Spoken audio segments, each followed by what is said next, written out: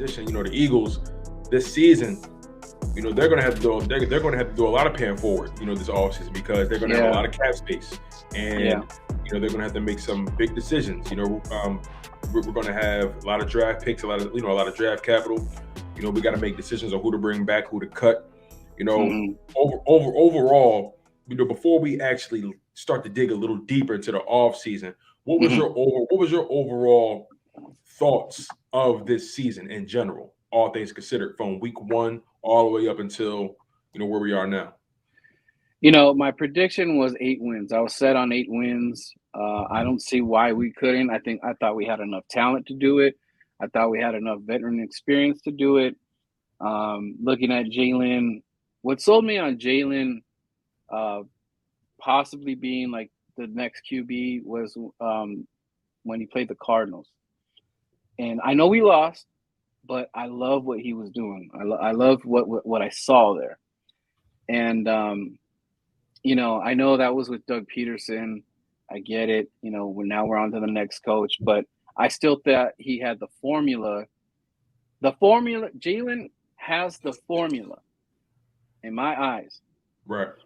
The thing is now you have to, I can't keep backing you up and you have these games where it's kind of like a brain freeze.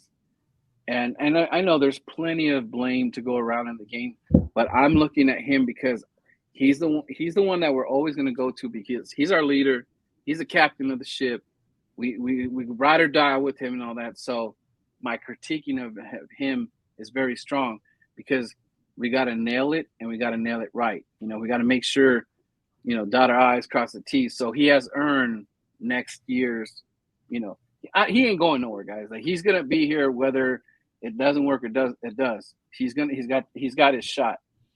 The only thing that concerns me is upper management. What are they saying? So I kind of try to put like my VP thinking cap on or right. or whatever in that room, because I'm gonna tell you, Tone, look, what I didn't like when we drafted, it feels like to me Roseman is not going. He's not listening to the guys that are actually doing the work, going out there and looking at the prospects. Right? Remember when he went to go, hey, give me that fist pump. I forgot who the pick was, and it was the oh my goodness, was it the Milton Williams pick? I forgot which one was, but that concerns me because it feels like we're not all on the same page. There's there's a glitch in the matrix. We got the matrix to go on, but there's a glitch in there. There's a blip. Right. It makes me nervous. Even the Landon Dickerson made me nervous because, Sidney Jones, the Sidney Jones experience. Absolutely. There's a lot of experiments that I feel Howie's doing, and they're just like they're not working.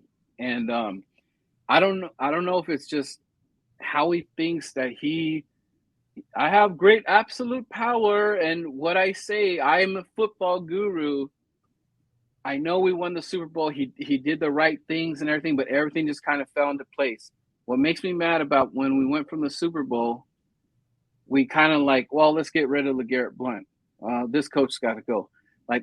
I know that people are going to grab because we won the Super Bowl, so give me that coach, give me this coach, this and that. But I feel I see other teams still sticking, like Tom Brady, and they got to stick with the same guys. I know Antonio Brown and all that situation, but I don't understand why we kind of get away from our nucleus. And I was thinking to the other day. I know I'm going off topic, but I was thinking to myself that we went through the whole Andy Reid tree, the whole Andy Reid thing. And if you go to the Andy Reid tree, you see all these coaches that spread out. This guy's here, right? Things didn't work out.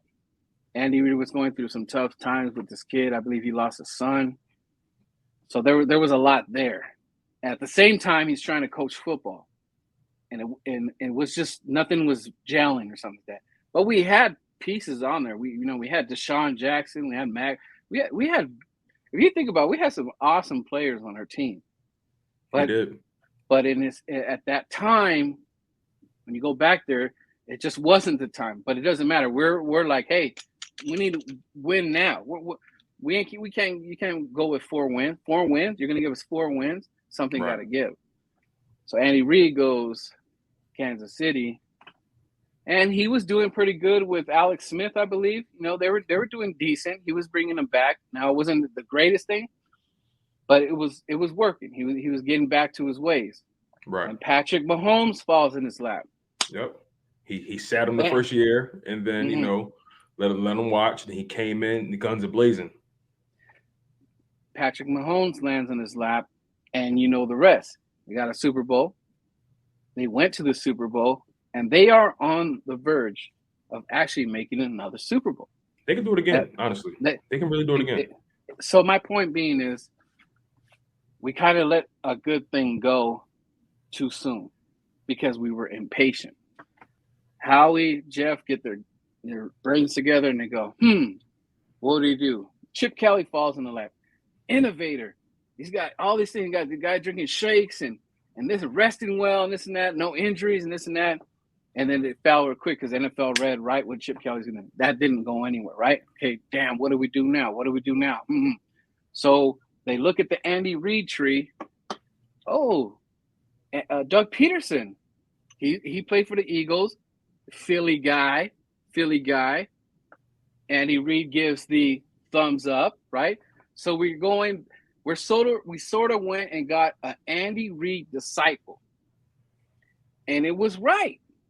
He came in and he was here at the right time. Nick Foles was here at the right time. And he won with a backup quarterback. He didn't even do that with the starting franchise quarterback. And that was supposed to be Carson Wentz that was supposed to be there. But he did it with a backup quarterback, which no one cared about Nick Foles. Even though he had that 27, it was like Nick Foles ain't nobody. But I don't know why, Tone. Nick Foles is just – he is just the Philly – it's just Philly. He does a couple things in other teams and all that, but his place we should have – No, you're right. He belongs in Philadelphia. He can't play football anywhere else. Whenever he has the Eagles jersey on, he has like magic powers. You know, whenever he's somewhere else, it's like he just shrinks. I don't understand. His first game in Jacksonville broke his collarbone. Boom, first game. Yeah. My point I'm trying to get to is like sometimes I think we get. I don't know if it's the fans. It might be we get a little bit rabid. I mean, because we were going through a whole thing now with Jalen and you. I know you're up on Twitter. I know. I see you. The fights are going on with Jalen. It's 50 Jalen, 50 no Jalen. So my point being is that we keep doing this soul searching, but it seems like there's this one thing that's in the middle that we keep going to that there's a problem.